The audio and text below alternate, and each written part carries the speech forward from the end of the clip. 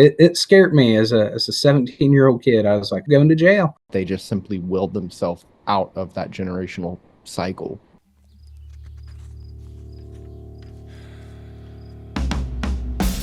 Welcome to the No Streetlights podcast. I'm Aaron. And I'm Tim. We'll be engaging in conversations every Friday to shine a light on what we've been through, how it changed us, and what we learned. We want to encourage societal growth towards kindness through understanding. These conversations and the associated language can be triggering. Listen at your own discretion.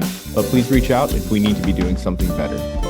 So, let's take a breath, relax, and be welcome. What an absolutely phenomenal couple of days it's been, Aaron. We have been trucking along on season 4, and today is not going to be any different, Tim. Hell no. Who did we bring on today, Aaron? Today, we have one of the kindest men I've ever met. First and foremost, he's a devoted father and fiance, but his passions extend far beyond that. Sonny, who's our guest today, is also a coach, an avid shooter, and when he's not on the range, you can find him on the mats training jiu-jitsu. Combat sports is definitely his jam. That's how we met, back in Naquan in Parkersburg, West Virginia. Sonny is a true West Virginia local, living in the MOV his whole life. There's nothing he enjoys more than lending a helping hand to his friends and family. Today, we're going to learn from a man who values family, love, and giving back. Let's welcome Sonny Cross to the show. Welcome, Sonny. Thank you, guys. Glad to have you on here. Thank you. Glad to be on. There's definitely a lot we have to learn from you. I remember at the Quan, being around you just made me want to please and thank you and sir and ma'am more. And also it was one of the first times that I was around somebody who wasn't constantly showing off 100% effort, who was really focused on doing the work for the work's sake and the growth that was going to come from that. Well, thank you, Aaron. Very, very humble. Yes. Did not expect that type of introduction. I appreciate that. I definitely appreciate the lessons you taught me. The first anecdote I have is watching you train the heavy bag and striking it to where it was about to tip over, but not quite. And I thought I was hot because I could knock it over. And I was like, oh, step back and watch this. Kicked it as hard as I could, knocked it over. And you were like, I just don't want to waste time picking it up. And as I picked it up, you just knocked it over like 3 times in a row. You were like, see how much of a waste of time that was? It was like a valuable lesson for Aaron to have learned. Yeah, it certainly was. And whenever I would train matches with Sonny, it was very rare to not find yourself mid-technique just flying through the air, because Sonny is a very accomplished wrestler. Sonny, do you want to get kind of into your background and where you're from and kind of tell us about growing up? Yeah. So obviously, as Aaron introduced, I'm from Parkersburg, West Virginia, Mid-Ohio Valley, as everybody says. Growing up here, I guess what I seen was no different than anybody else. I loved anything physical I could do, work, wrestling, anything I could get into, I would. You guys can flow through it nice and easy. So I met Aaron, as he said, at the Quan, as he would call it. I actually met him through a mutual friend of ours, Jason, which was our sensei, instructor, very nice guy. So we met, hit it off pretty well. Aaron had a different name for me than Sonny for the longest time. I was nice enough to not really correct him on it and just went with it until somebody called him out on it. So, what was the name? Scotty. Scotty. Scotty doesn't know. Yeah, that's right. Like I said, I think I had what I would have known at that point, a pretty normal childhood. Come to find out later that it wasn't quite like everybody else's, but that's what drove me to fight and to push and never give up. How so? Dealing with parents both that had drug and alcohol issues. a lot of physical abuse growing up. So, I felt strong and like the toughest person in the world. But when you're, you know, from childhood, 4 or 5 years old, getting beat on by adults, I guess how else do you feel? You can take that every day, then I think you can survive life. So Yeah. Really unfortunate thing to have to deal with growing up too. yeah, I have a saying, and this I teach my kids. As Aaron said, I'm a father. I've got 2 boys, and I Congratulations. thank you. I help coach, but I always tell them whenever they come complain about somebody at school or somebody they've met, is you never know what they're going through at home or in life. So always try to be kind. Don't let anybody walk over you, but try to give them maybe the benefit of the doubt for the first time and see if that helps. So I think that's we very we try. wise and sound advice for sure. Well, again, I walked around as an angry kid and stuff growing up and through school, and nobody knew what life was like on the other side. So Yeah. That was one of the most common pieces of feedback we got when we started this. Uh, Obviously, our intro is one of the most listened to episodes. And the thing we hear all the time is, I had no idea that that's what life was like for you guys, or that's what you were going through. So I do think that's incredibly important to be teaching your kids from a young age that people are going through things that you're going to know nothing about. So you need to extend that grace and that understanding. How did you how did you find that bit of wisdom for yourself while going through all the things you were going through, Sonny? Because when I met you, or sorry, Scotty, Scotty, yeah. because you were already incredibly kind and compassionate. honestly, I didn't realize that until probably I was 16, 17, Aaron. I moved out of my parents' home, 17 years old. I still had two years left of high school. So luckily my girlfriend at the time, her parents, I grew up right beside of them. They accepted me in to help and have a stable environment for me. So that kind of opened up my eyes, and not everybody around me was cruel. I had very loving, family and stuff, but even almost immediate family didn't realize some of the things that were going on behind closed doors. So I really can't pinpoint the exact time, Aaron. I just, always wanted to help people, and just kind of adapted that motto and have went with it. Is your upbringing kind of what pushed you more towards the combat sports lifestyle? Like, was that like an outlet for you in a way? It was. So again, as I mentioned, I was a very angry kid. I had a lot of anger in me. I fought a lot before any combat sports. I would go out and fight. I necessarily wouldn't pick them, but I sure wouldn't walk away if I thought anybody just had a side eye and wanted to try. That was perfectly fine. If I got my butt kicked, it was nothing new. It's been happening my whole life. So, but yeah, that pushed me towards that. Jason helped push me towards that. The first day I met him, my wrestling coach actually introduced us, and they volunteered me as a demonstration. Well, I ended up choking out. I'm a third-degree black belt, and I was like, well, first I was ecstatic, but at the same point, like, he just got done explaining to everybody in this seminar that you could crush the carotid artery and it not open back up and he could die. Well, he starts convulsing and going into seizures. So my first thought was, run. I literally about took off running. Luckily, he came to. We helped him up. He invited me, down to his gym, his dojo, and introduced me to all kinds of people, and it kind of grew from there. You caused him to have a seizure? Yep. Yes, I did. He started convulsing pretty bad. Like I said, it scared me as a 17-year-old kid. I was like, going to jail. Yep, that's it. Couple quick disclaimers.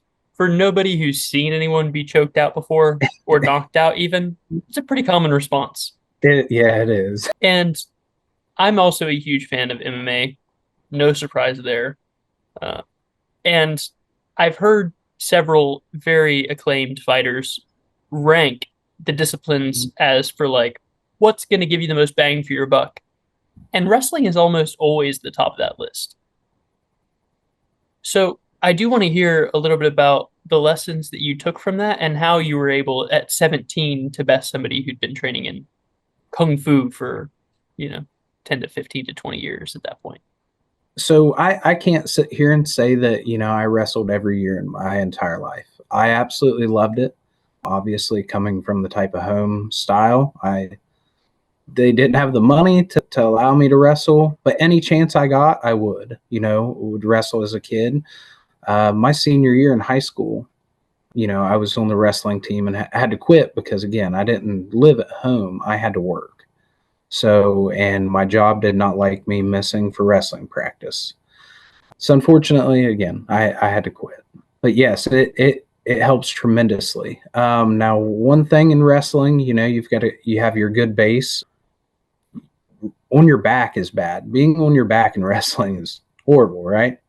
It's quite the opposite. That was my biggest learning curve right there, was to be comfortable on your back and not try to fight your way, trying to get on top or in better position. Just accept it, roll with it, and you'll find a way to get out of it. Interestingly enough, that sounds like advice for life in general.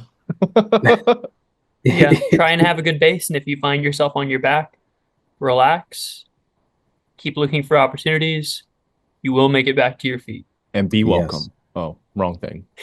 Something I forgot to mention when you were talking about how your tumultuous upbringing kind of made you into a very resilient person is a saying that I carried with me and shared every opportunity I got was, I've had my ass kicked before. It's not that bad. Like, yeah. I'll be fine. And I do think that that's an incredible thing to share with people who do have some big anxieties around like interpersonal communication and relationships, is especially for us guys, the stakes are much lower typically. What's the worst thing that's going to happen? Somebody hits you. It's not that bad. No. Pretty fair. So what happened after you started training at the Quan? How did that kind of change your outlook or your demeanor or your goals even? So it helped a lot. I don't have access to this interview anymore, but after one of my fights, I remember going in for an interview. It was on the news, everything.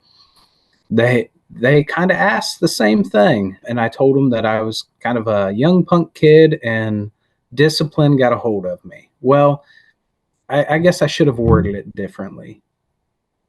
Going out and thinking you can fight and just fighting, there's a lot of people that do that. They go out and they claim they're the toughest person. Well, there's always somebody bigger. There's always somebody badder. Well, combat sports takes a lot of discipline because, people just see the match itself. They don't see the hours, the days, the months leading up to it. They don't see you in the gym training so hard that you're puking because you're that exhausted. You can barely walk out of the gym or let alone drive home. I remember sitting in my vehicle with my hands shaking and stuff to where I could barely grab, the gear shift on my truck. So that, when I say discipline got a hold of me, you truly have to want that. You go in and you get your butt kicked by teammates or others, or, go through the gauntlet, as Jason would always call it. He would send in a fresh person every minute for me to face, and I'm absolutely wore out. By 15 minutes, I can barely lift my arms and stuff. Well, guess what? There's somebody else coming in, Sonny. Oh, isn't that great? Scotty. So, yeah, that's So, so again, it does change you. It turns into, oh, you think you're tough and you're big stuff, to, well, I really want this. Now with that, I really wanted to fight as my living, as a professional, and do it full time. I had broke a collarbone in one of my fights, and with that time off, conceived my first kid. So um, so then everything changes. Then, I went from it being about me and wanting this to now I have another life that I'm responsible for. We can do this when I have spare time, but that kid needs things, and you're gonna have to work more. You're gonna have to provide for your family, things like that. So you can't train 30, 40 hours a week anymore. And honestly, it changed my mindset. I want it to be around my son. Like, even though I was just across town, I would want to be home hanging out with my kid. Now, I'm not saying that with that, because of extra work, that I didn't miss a lot of opportunities and time with my children, but I was doing it for the better purpose, to give them a life or things that I didn't necessarily have. And I think you've heard all kinds of people say that. So, what did this better life look like? I know you've been working since you were a child, but how has that progression worked since you kind of put your mind to it the way you did fighting? So the better life for them. One of my goals has always been, since I was a kid, to own a piece of property to be able to give to my family if something would happen to me. Well, I have successfully bought an 85-acre farm that Wow. will be able to go to my children if anything should ever happen to me. It can be handed down. Whether they ever live on it, whether they ever want to do anything on it, at least they can have that. I mentioned that my parents couldn't afford to put me in all these sports and things, as well as they had their own demons they were dealing with. I work so my children can play sports or do the hobbies that they want to do. My youngest son is a huge sport fanatic, almost any type of sport. My oldest son, he would rather go work on a truck and tear apart the motor and try putting it back together. Well, both things are very expensive, so I try to support them that way. My oldest son also loves riding four-wheelers and stuff. He would love to race. So I've really tried to acquire and supply him with these race bikes and things to allow him to ride and practice and have fun on. Did We have you some friends who have done that sort of thing we might need to connect with. Anyway, Tim, cover what happened like with your parents? Like, did they ever break through their addictions and the demons that they were battling? So it was like highs and lows. My parents got together very young, had 4 children together. When I was 14, they divorced. They finally separated. My mom dealt with drugs, alcohol, issues like that. They came out more after they got divorced.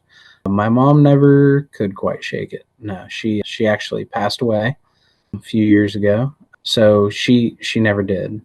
My dad, and this goes to the high lows, for years he was sober, would take us to church, make us go to church and try to at least show us a better way, or a way that he knew how. They got divorced. He turned back to alcohol, some drugs, not hard, but alcohol was his big thing. Drank like a fish, like bad enough that I moved out of his house because the alcohol, the fighting, things like that just wasn't good for a kid. So he luckily he does not drink anymore, does not do anything. So he turned a new leaf. Unfortunately, my mother did not. I'm really sorry to hear that. I'm glad that your father has been able to push past his demons and chooses to fight them every day. Yeah. So one thing that I'm curious about though is, was it because of your dedication to things like Shaolin and wrestling that helped you avoid falling into those same generational traumas and cycles? No, I don't believe so. I knew as a young kid that I wanted nothing to do with that type of stuff. Um, did I drink as a teenager? Yeah. Um, but do I drink occasionally with friends, family, things like that? Yes. Fortunately, I have not had that addictive issue. Um, I've never done any type of drugs, but no, I did not want anything to do with that. I wanted to be better. I seen it growing up. I wanted nothing to do with that. So I avoided it, would avoid people, uh, you know, family that done it. So no, just didn't want anything to do with it. It's really admirable because I know addiction is one of those things that it's typically genetics, and I feel like it's really hard to take such a firm stance on being like yeah, you dabbled in alcohol a little bit, but you never fell into the trap of becoming an alcoholic and binge drinking.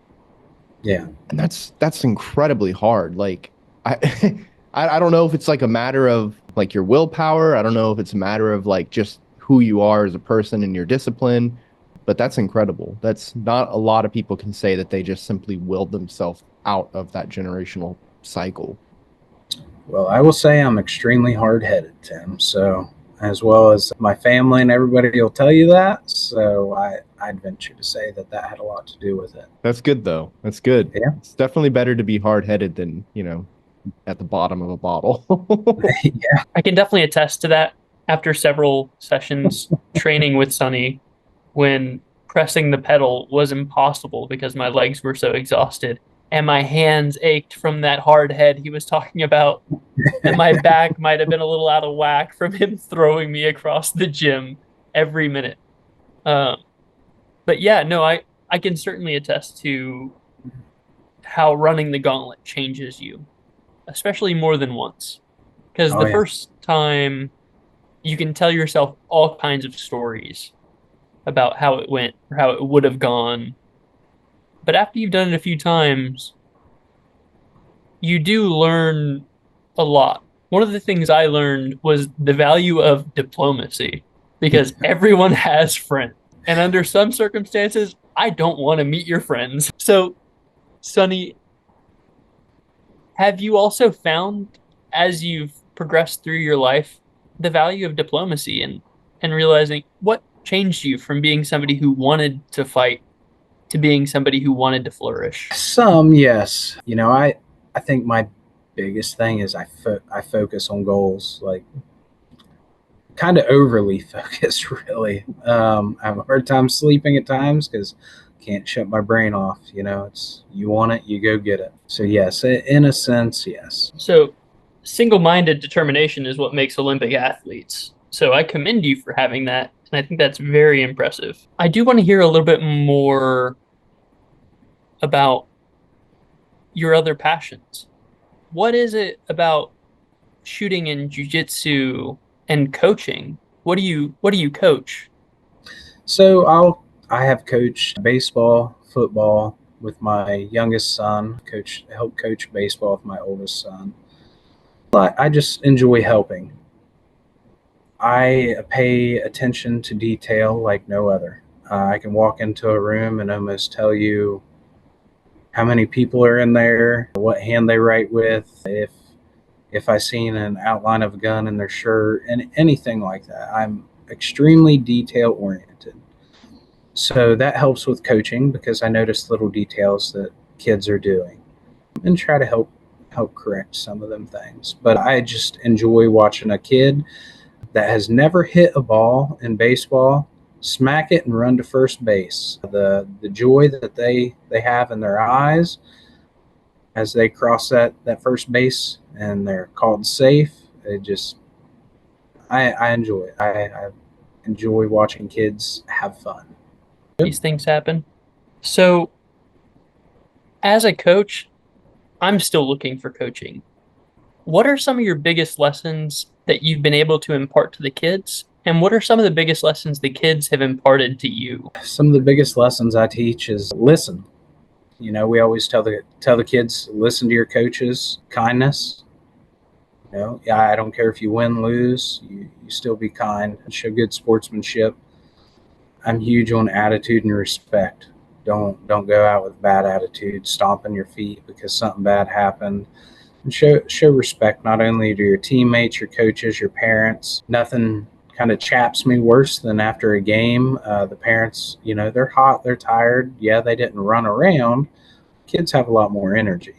The parents may have worked all day and come down to the hot baseball field or football field to support their kid, and they would like to go home, get dinner, and they have other children that they have to tend to.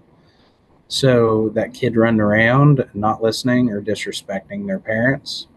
I've been known to absolutely yell at the top of my lungs at a kid on the field that's not listening, and I'll tell them, hey, you listen to your parents, you show them respect. They don't have to do this.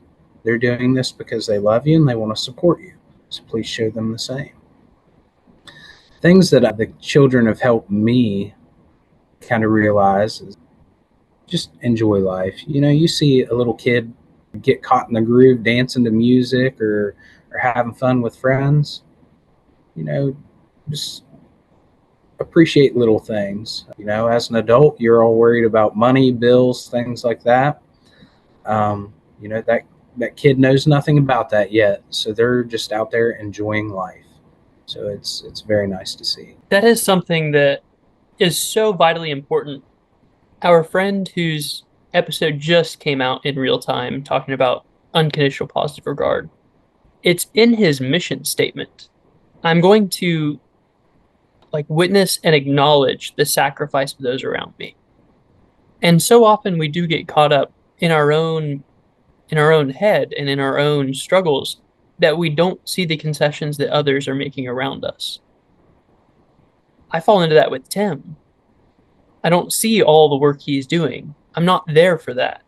I'm there for the 8 hours it takes me to edit audio. Every 10 minutes we record is an hour of work for me. So when we record an hour, that's a whole day for me. That's 8 hours. And recently we've had some technical difficulties. So I know that each episode for those incredibly difficult, challenging platforms are going to take me maybe 2 days instead of 1 day of solid work. But Tim has a whole job. Tim worked on this show. So I do think that's incredibly important to be conveying even early on of see those around you. Do you think that that's where some of your attention to detail comes from? Yes, possibly. I know that you don't know what people's going through. So, they could have not have slept the night before because they got a call and needed to go help. So, somebody. Maybe they had a project at home that they're trying to surprise their significant other for a birthday, something. We don't know why they're tired the next day. Could it have been that they stayed up and binge watched Netflix or played on their phone?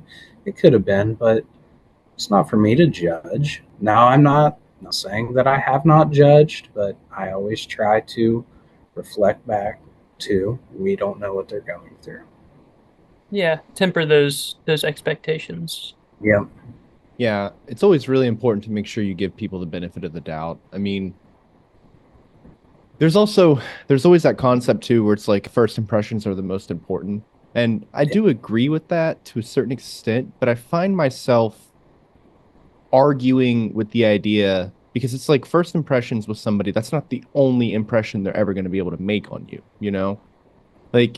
Yeah, they could have rubbed you the wrong way or they could have been mean to you or something in person, but maybe they were going through something. And next time I meet, it might be a lovely conversation or a phenomenal time. I just don't think people cut each other enough slack sometimes. Think about how you would want to be treated in a situation. Maybe in your situation, Sonny, maybe your kids kept you up all night because they were, sick or whatever it could be, right? And the next day you're tired, you're a little grumpy. could be whatever. And then, now you have a parent from one of your football kids, and the parent's calling you up being like, why is my kid not starting or whatever? And yeah, the chances of you handling that situation at 100% kindness is probably slim to none when you're already at, walking a razor's edge. Yeah. So understanding and cutting people slack, I think, is very important. And I think that's something that people really need to start incorporating more into their social lives and the way they interact with those around them. Yeah, and let's be honest. If I've also tried to incorporate this. If I am tired or grumpy, I'll tell them, hey guys, I'm sorry, I'm tired, I'm grumpy, we're out. This has been going on here lately, without getting into too much detail. Just to let you know, this is why I'm kind of acting out of pocket. Or if it's the first time you're meeting me, maybe that's why you're getting a bad vibe. I think Yeah, that openness is incredibly important. yeah. Aaron and I have talked about it a little bit in regards to like leadership and stuff, but in order to be like an effective leader, you have to be able to communicate like how you're feeling and what your intention is. And Yeah, yeah, if you're not running at 100% and you just openly tell people like, "Hey, just so you guys know, I'm not at 100 today. I'm going to try my best, but please cut me a little bit of slack." yeah. So with all of this sounds a lot like work to me. So I do wonder if putting your efforts into these and pouring yourself into these efforts fills your cup, or do you need to set time aside every week to go to the range or to train jujitsu, to roll with your friends? I'll be honest, the majority of my time is work and devoted to everybody else. I don't get a whole lot by myself to just relax. Today is probably going to be the first day in a while. As I'm sitting here talking to you guys, my mind's running. We've got a surprise birthday party for my older sister we're going to throw. And at the same point, I have an excavator sitting at my farm that I'm having to pay for. What can I go out and do with that to, maximize my use of that and the money that I have tied up in that? So, um, no, I unfortunately don't rest a whole lot. But my dad has actually gotten on to me and told me you need to rest. You're always busy. And I actually told him it may have been last night. I said, "Well, I can rest when I'm dead, Dad." I said, "Just like the song." I said, "I know that's not good and that's not what should be said or done, but I said that's kind of how I'm going with it for now." I feel like that's pretty typical. We find ourselves whenever you're a person who likes to keep busy, you find yourself constantly planning the next couple of steps ahead, whether Yeah. that's working with your excavator, working on, a birthday party or doing something with a significant other or anything to that effect, that's just that's a trait that I feel like a lot of people who stay busy tend to have. And it is something that, as you said, doing something with your significant other, family, even though I coach, I need to get better at setting devoted time, whether it be a couple hours or a day, to just going and enjoying life with my fiance, our kids, things like that. Because time passes by way too fast. I think you both know that. You know, it wasn't too long ago that we was graduating high school, and if you sit and think about it, look how long you've been out of school, longer than you have been, longer than you was in school. So, just it flies. Yeah, I was just thinking about how long it's been since I graduated high school the other day, and I was like, oh my God. Right. And then, of course, somebody I work with wanted to point out that I have gray hairs now, and I was like, oh my God. Uh, my, my son pointed that out. Dad, you got a gray hair. I said, no, I don't. I ripped it out. I said, you keep your mouth shut. Don't tell me that. you keep your Yeah, mouth shut. yeah. Uh, We Not we gray just if it's not there. reconnected. We just reconnected with Kyle Minting, and he did the math before he came on the show and said we hadn't talked in 14 years. So yeah, no idea where the time goes. No. I'll tell you right, Kyle can probably attest to how I've changed as a kid from an angry kid to the adult I am now. When Kyle and I ran into each other at the gym, he actually told me one time. He said, "You was so angry, Sonny." He said, "I really thought you was going to go to prison one day for like beating somebody that bad." And he said, I'm glad you've calmed down. You're a great guy." Well, I'm definitely grateful that you avoided some of the pitfalls of the MOV. And I find a lot of us that grew up in the Mid Ohio Valley or in Parkersburg specifically, we end up kind of hating the area because we do see all the negative things going on around it. So, how have you kind of cultivated that connection to the area? And what are some of your favorite things about living there? Well, you're right. There seems to be, especially if you live here, right? There seems to be more bad than good. You've got people from out of town. What is there to do here? And you being from this area, you're like a whole lot because I live here. But there seems to be more bad than good, or at least that's how it seems. At least how I have pushed through that is, this is where I was born and raised. Um, I stay busy. That's the biggest thing. I stay busy. I stay away from people with negative influences. But how I've pushed through is just work. I keep my kids busy. I stay busy. We don't live directly in the middle of town. We live out in the country, so that helps stay away from a lot of stuff. Yeah, I find kind of being a little bit further out of the city is when you start finding like the natural beauty in the area. Like, and I mean, I feel like a lot of people would argue that's how it is for most places because just being surrounded by nature, the vibe and feeling that you get, you feel a lot better. But you're also away from things like the issues with drugs and crime. Yeah, I mean it ventures out every once in a while, but you know, it's usually within a walking distance Yeah. that things like that happen. My kids, I hope to keep them away from all that, but I'm not naive. I know that they're going to see it in school. They're going to be around it. As far as the Mid Ohio Valley, as I said, this is where I grew up. This is where I'm comfortable. Could there be someplace better? Yes. I don't travel a great deal. I'm comfortable here because this is where my family is. I try to stay pretty close to my family, but again, life and work happens. But we try to get together. I have a little sister that lives probably a couple hundred yards away from me, so I try to see her as much as I can. But when you're leaving it at dark and coming home at dark, it doesn't leave a whole lot of time. Yeah. Yeah, I think Aaron and I have talked a little bit about what would have been like if we had stayed in the MOV. I'm really glad I got out of the area, and I don't personally intend on moving back, but that's mostly because I want to move to somewhere like a little bit colder. But that's just my personal preference. I still want to be surrounded by nature and beauty and mountains, so probably going to be still somewhere on the East Coast, maybe a little bit higher up, Maine, Maryland area. Gotcha. Honestly, if so much of my family didn't live here, I probably would have went somewhere else. That's what kept me grounded here is family. Now Yeah. me and my kids, yeah, we could pack up and leave.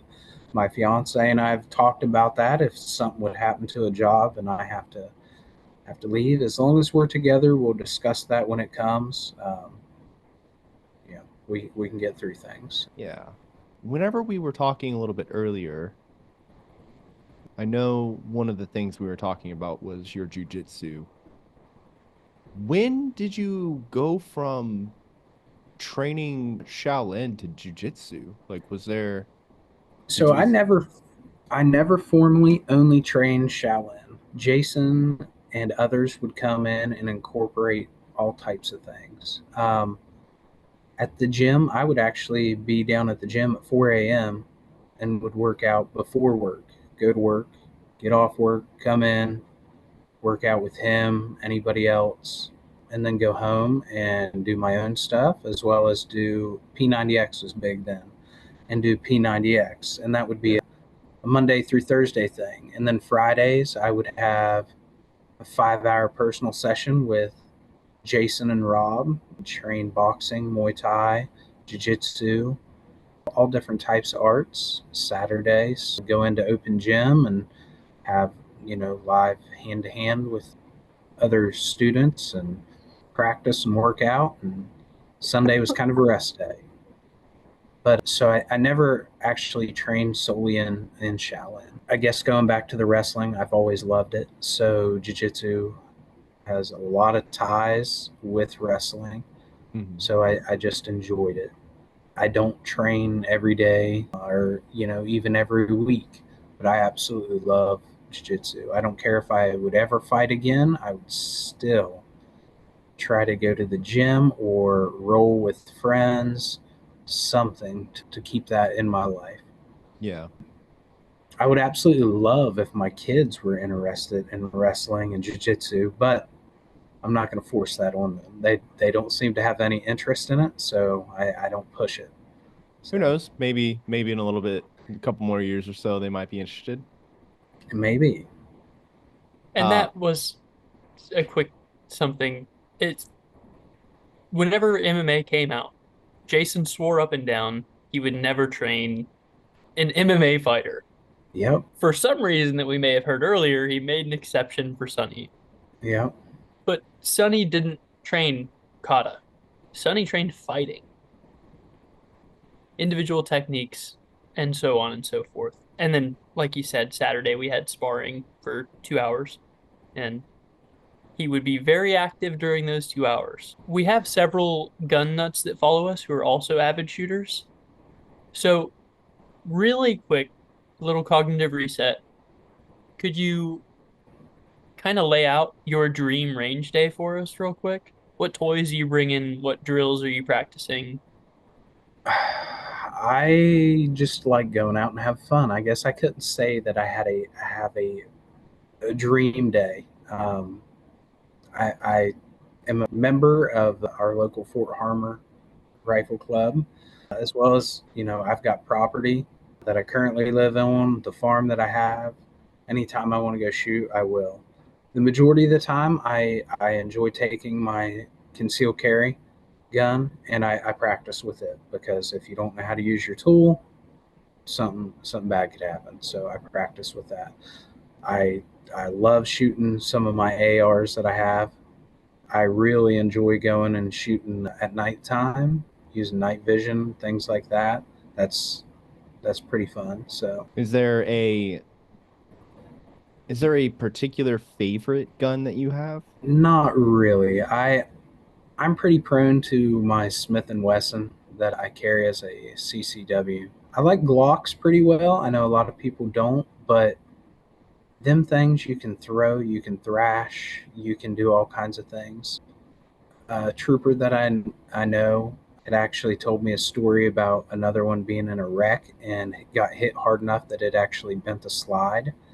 They got the slide off the polymer frame. They bent the slide back in a vise and a hammer, and they stuck it back on just to see if it would fire, and it still shot and cycled.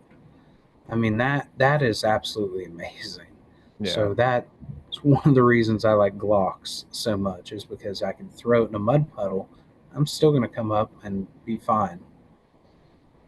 Yeah, Glocks are the Jeep of the firearm world. Yeah. Yes. Yes. So, do you carry a shield, or what is your concealed carry for the? Yes, it's a shield. It's a 9 millimeter. I don't know why, but I've always been prone to 9 millimeters. I Mhm. like them. I own a bunch of them. It's With fair. modern terminal ballistics, anything is going to perform about the same in the human body. Yes, yes. And with 9 mil, you can manage that recoil much easier and stay on target. Yeah. What is what has been your biggest challenge in engaging from a concealed position? Do you find that defeating your clothing is often where you get hung up, or is it your balance or your stance? Clothing.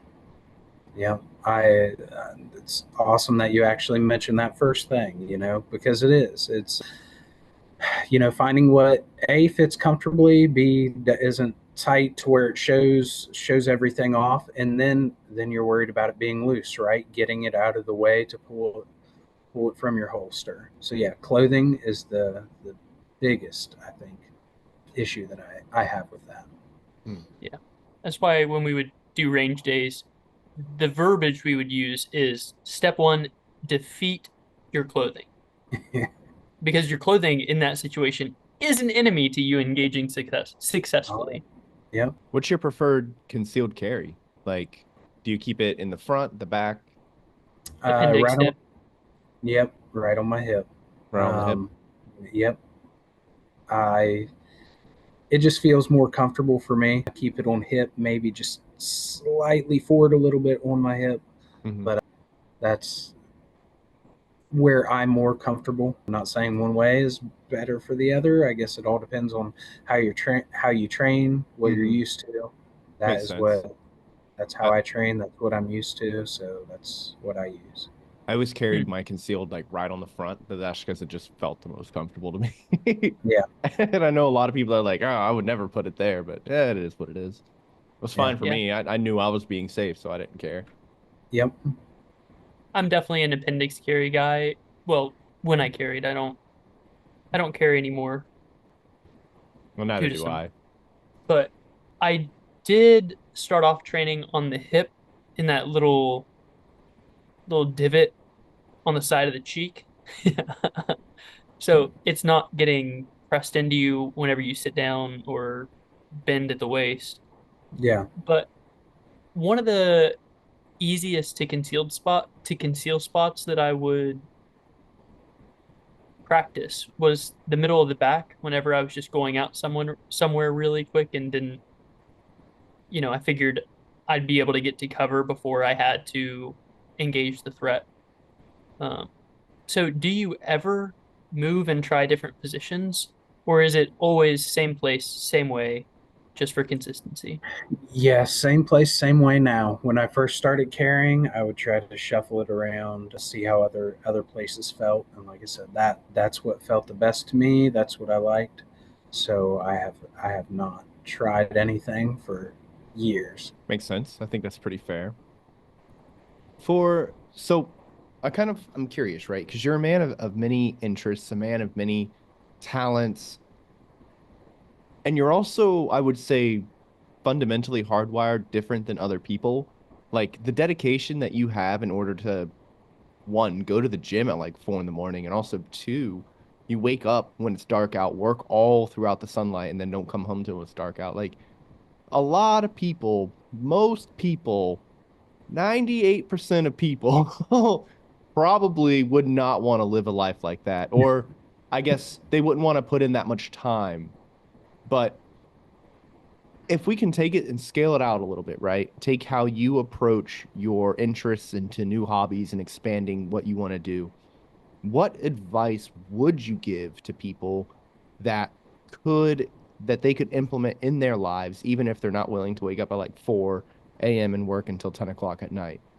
Um, what advice would you want to give to some of our listeners who are interested in a new hobby or sport or, something like jujitsu? Start small. If you want to get in better shape, you don't have to go spend 2 hours a day at the gym. Better yourself little by little. How long does it take somebody to do 10 push-ups, 10 sit-ups? Just start small. You have to get your feet wet. You have to start somewhere. So start small. You always hear people 10 minutes a day this, 10 minutes a day that. Sure that we waste time. I'm even guilty of it, sitting on my what little bit of downtime I have, playing around on my phone. If you want something bad enough, you'll go out and get it. So keep that mindset, get your feet wet, devote, a couple minutes a day to it.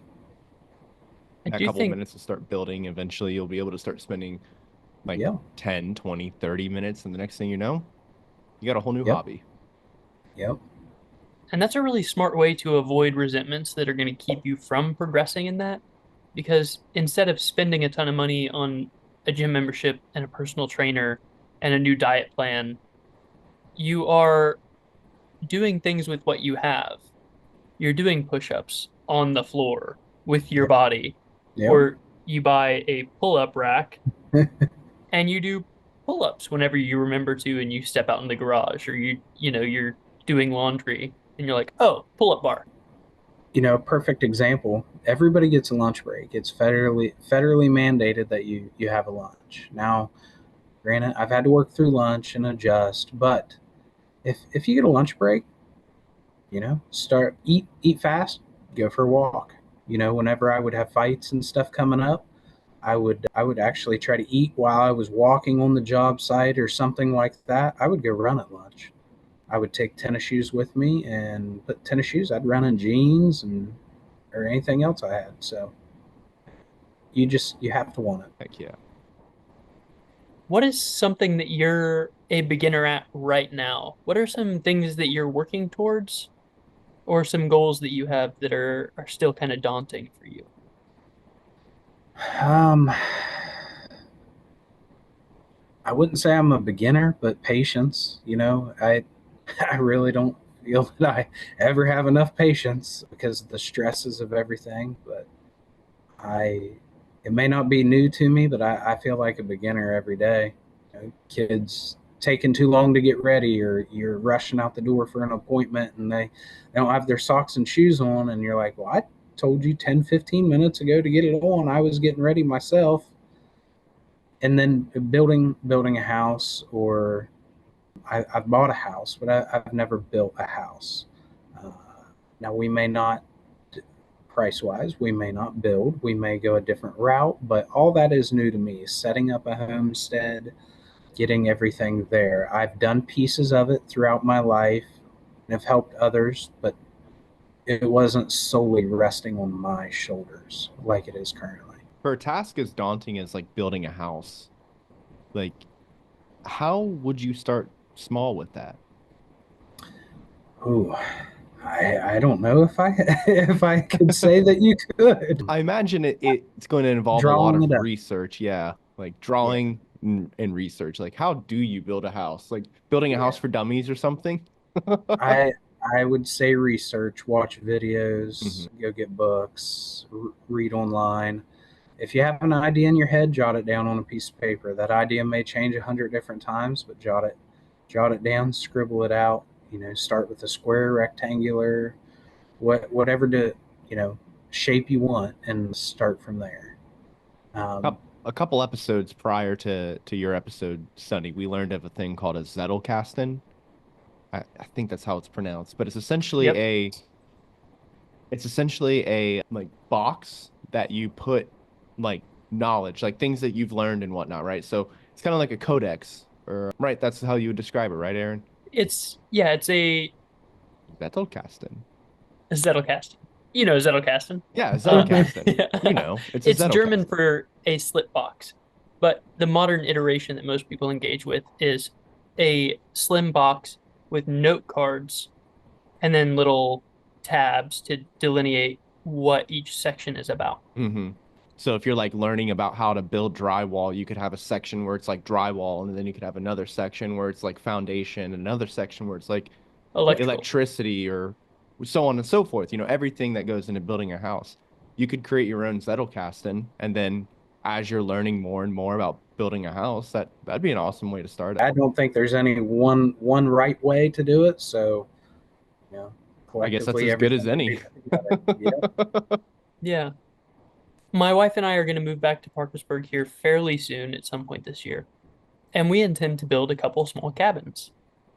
So I think starting literally small might be a way to purposefully and figuratively start small.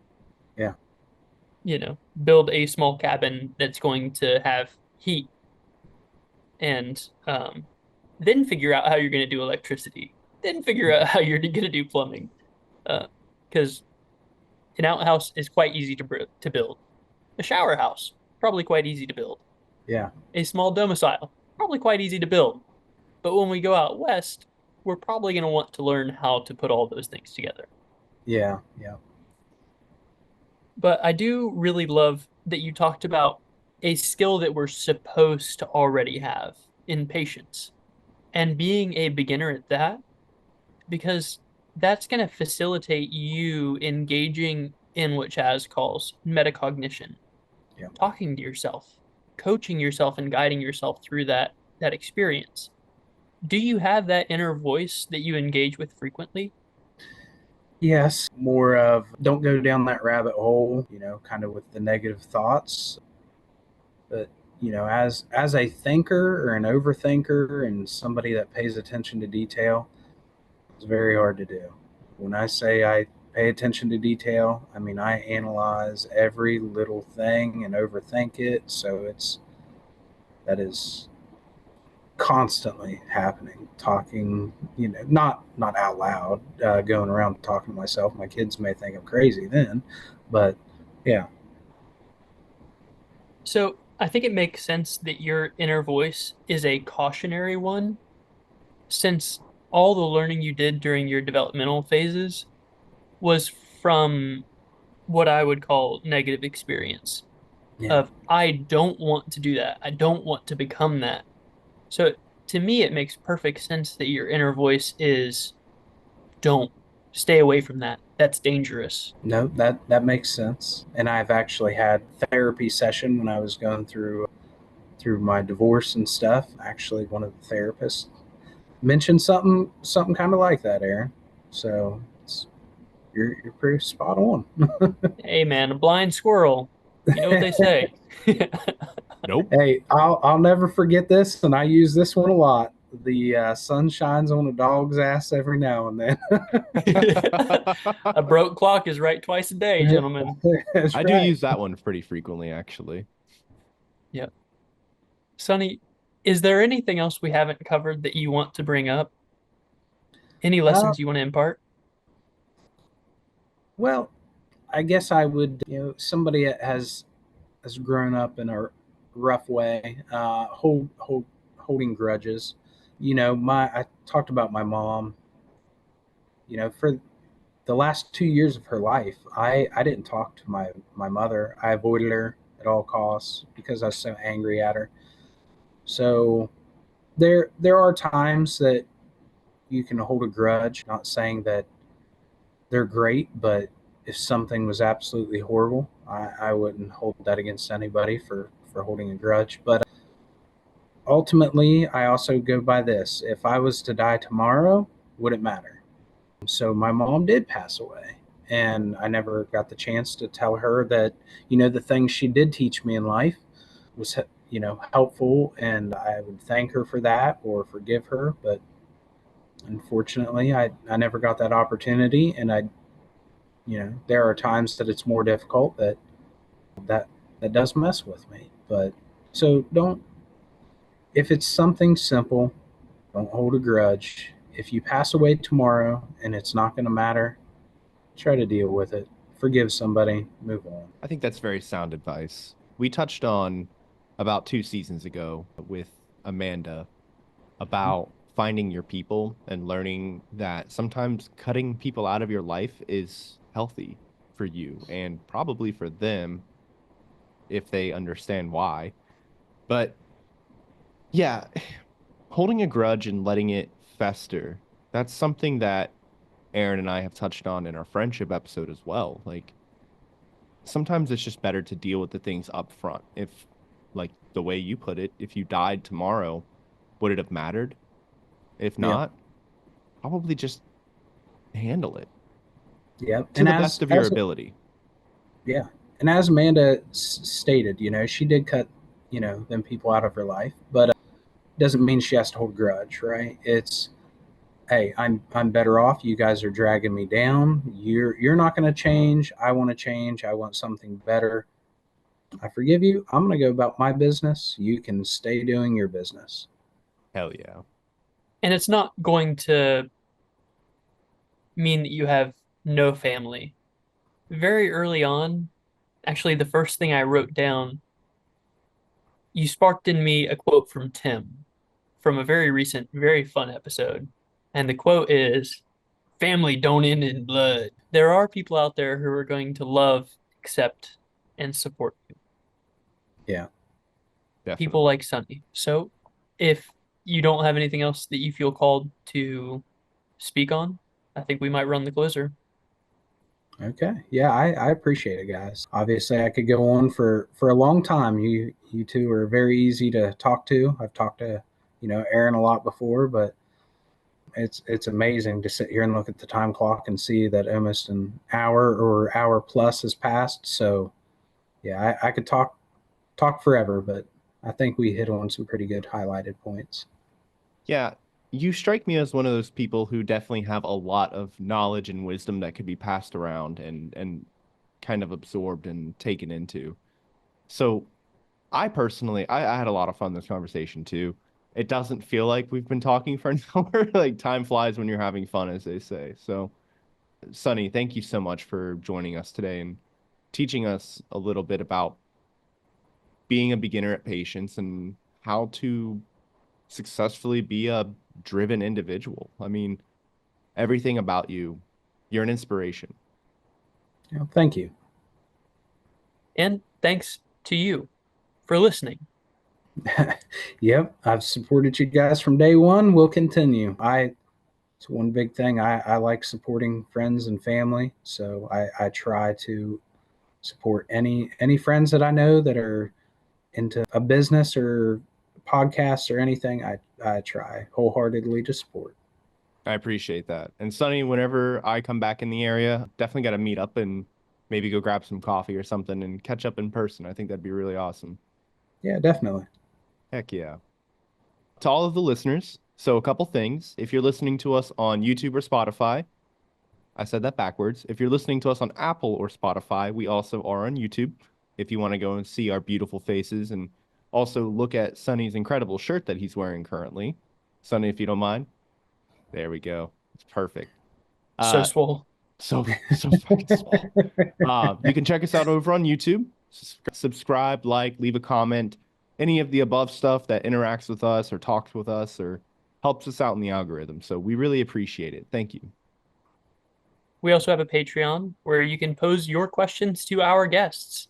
I can't wait to forward some of those to Sonny after this episode airs and get his take on this, or maybe we'll have a whole episode about people asking about various experiences they've had and how he would maybe navigate them. Season 4, which is what we're in, is all about growth. So please share this episode. If you have somebody who you want us to interview, or if you just want us to listen, please send them our way. Definitely. Reach out to us over our No Streetlights podcast at gmail.com. You can reach out to us at any of our social medias. And for any of you who aren't aware, we have a Discord. It's free to join. Come join us and come talk with us. So, quick disclaimer, our podcast is for entertainment purposes and cannot be substituted for professional medical advice. If you need help, call.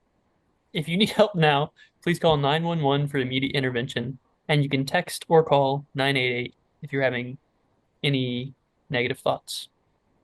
Be good to yourselves and each other. We love you.